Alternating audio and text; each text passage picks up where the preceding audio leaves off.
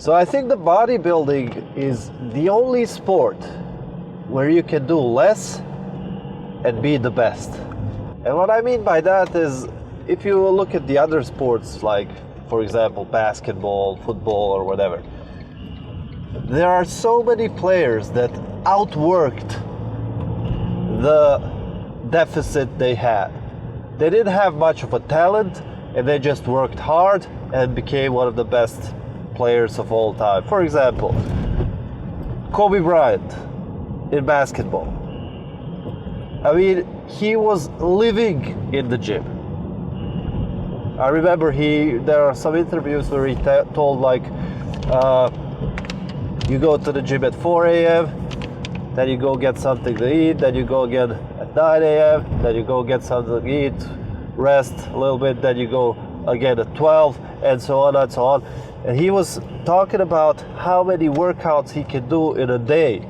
Now, if you were to do that in bodybuilding, not only that you wouldn't be the best, you'd probably be one of the worst bodybuilders, because you'd be overtraining. So yeah, that's an interesting fact about bodybuilding. Any sport that involves weightlifting, like weightlifting, powerlifting, and all that, so those are the only sports where you have to do less in order to be best. Or not less, but you have to be smarter about your training. You have to work out to the level of intensity, then rest enough, then eat well, and all that. So yeah, that's an interesting fact. Anyways, let's get to the training. So we are going to start off, as usual, with a little bit of side delts. Ooh, this seems to be a little bit too heavy for a warm-up. So let's find the easiest weight possible.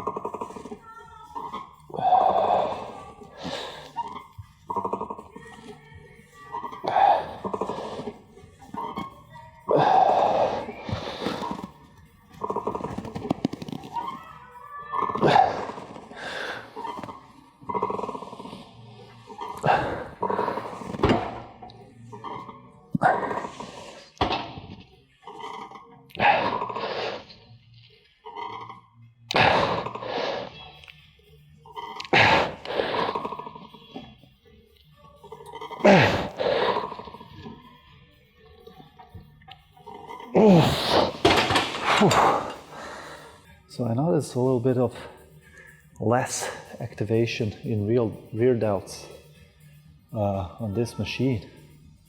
and I wasn't really sure what it is. Now I tried to put a little bit less weight and focus more on control of the muscle, you know, to improve the mind-muscle connection, and it seems to have worked.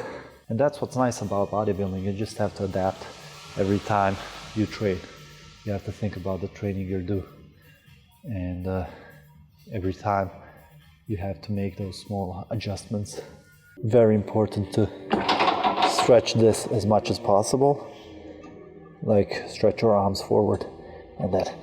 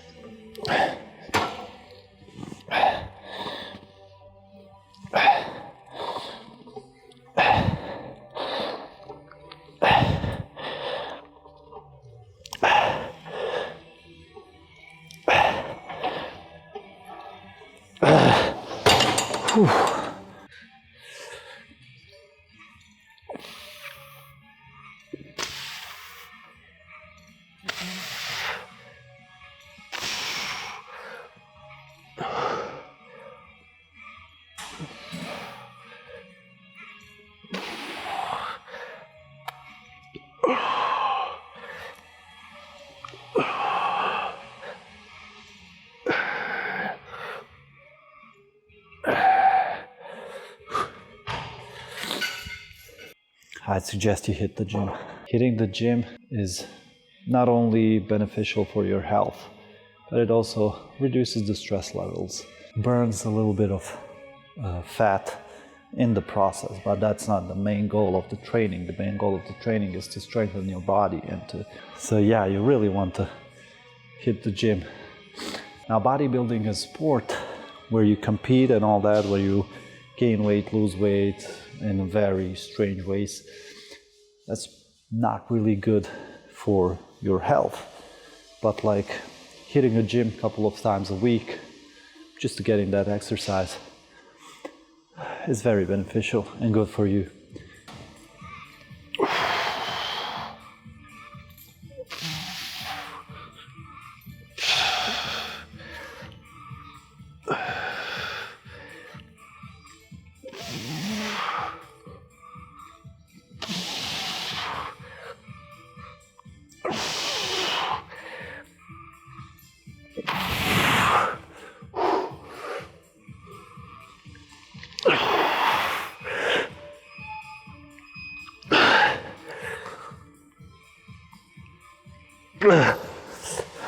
So if you want a sustainable weight loss, then you should involve some strength training and all that, because don't know if you ever heard of skinny fat people. So that's someone who is skinny but has some fat on him, and that can happen if you lose weight and don't build the muscle with it. You end up being skinny but still having some wobbly parts of the body that just has some fat on it, or doesn't have muscle big enough to just tighten that all up. So when you hear women talking about toning, that just means building a little bit of muscle on that frame, and you can do that with strength training.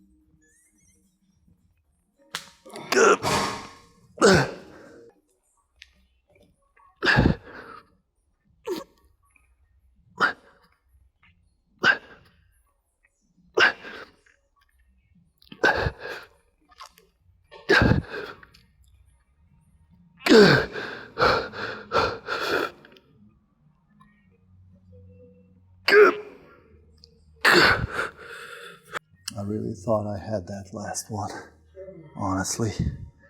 It felt like I could push it, but no.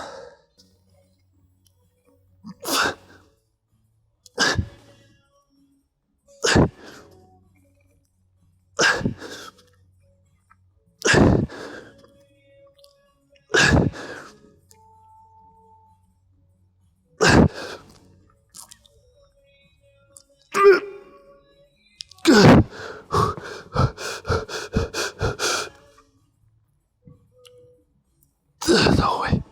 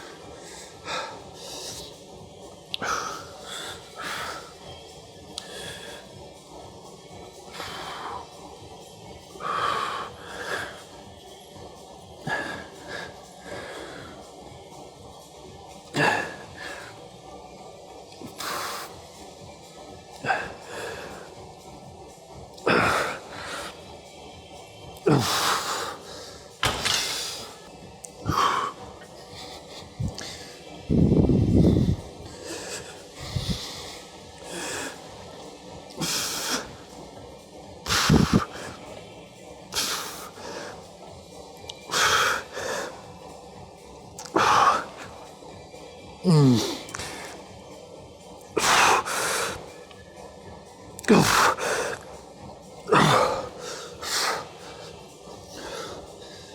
on, I have to do one more.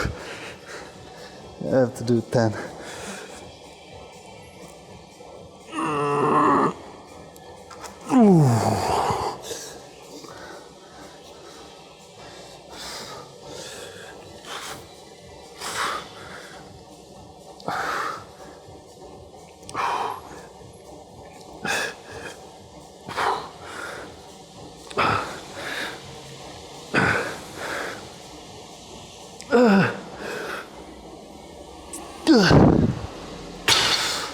So the arms day is done, and I think I should up the intensity on my arms day. I think the form is good, but the intensity should be a little bit more. I don't think it's a volume issue either, because I'm having quite a lot of arm workout during the push day, during the pull day, and also during the dedicated arm day. But I feel like I need a little bit to notch up that intensity. So I want to talk a little bit about body image. Like most of us go to the gym or start any kind of exercise in hopes to improve our health, improve our bodies, get to certain goals. And although having goals is good, but having the distorted image of yourself to the point where it's unrealistic is very bad, because it can affect your mental health. It can just get you to a point where you don't know what to do, even though you're training hard and doing well on training. You are thinking that you're not making any progress. Now, there are two kinds of people. One is not doing enough work and is not seeing progress. And the other one is doing enough work and is making progress, but the progress is slow. He or she thinks that it's not enough, that the progress is not fast enough and all that. If you are natural, of course the progress is going to be fucking slow, especially after a couple of years. Everything you see on social media, all those natty influencers, that is just social media. First off, most of those pictures you see on social media are under the pump, good lighting, and also with people who are enhanced. I'm not saying all of them, but you can notice who is enhanced. So you as a natural are comparing yourself to the professional enhanced athlete under the perfect lighting and under the ridiculous amount of pump.